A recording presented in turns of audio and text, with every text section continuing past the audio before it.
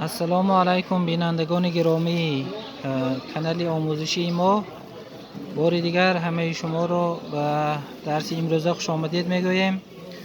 امروز باز ما ادامه میدهیم، یعنی درس های خود رو از مواد مرکزی ملی تستی، یعنی آن مسئله هایی که برای ابیتورینت ها یا داخل شوندگان به مکتب های عالی لازم می شود و از بابی پلانیمتریا، مسئله های تستی.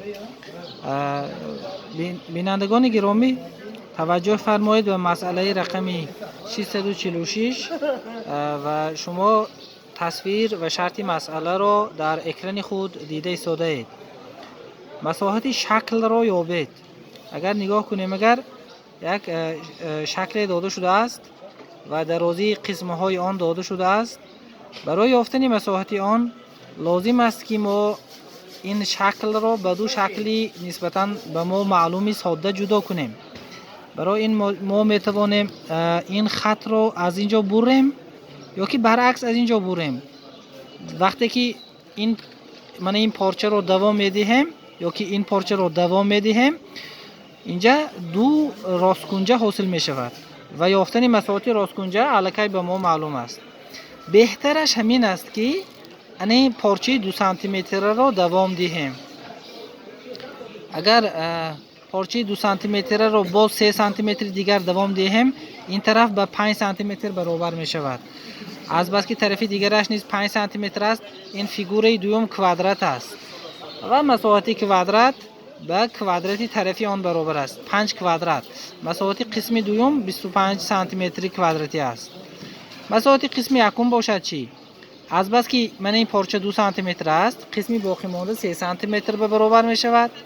از بس که این طرف عمومی 10 هست و این قسمش 5 است، قسمی باقی ماندهش نیز به 5 برابر می شود. 3 و 5 راست گنجه که طرف های آن 3 سانتی متر و 5 سانتی متر است، مساحتش به 3 ضرب 5 15 سانتی متر کوادراتی برابر می شود.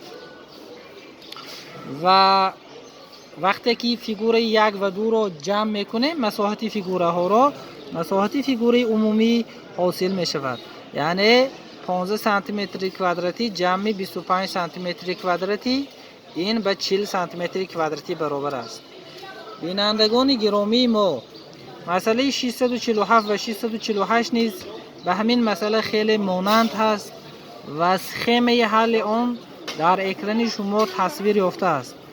احترامانه از شما خواهش همین که مسئله رقم 647 و 648 را مستقلانه حل کنید و حال آنکه جواب‌های درست در اکران به دایره‌چه گرفته شده است و حل آن و طرز حل آن را در شرح در کامنتاریا به ما نویسید. تشکر زیاد برای توجه. با ما باشید و گذاشتن تگمچه پسند یعنی لایک را فراموش نکنید.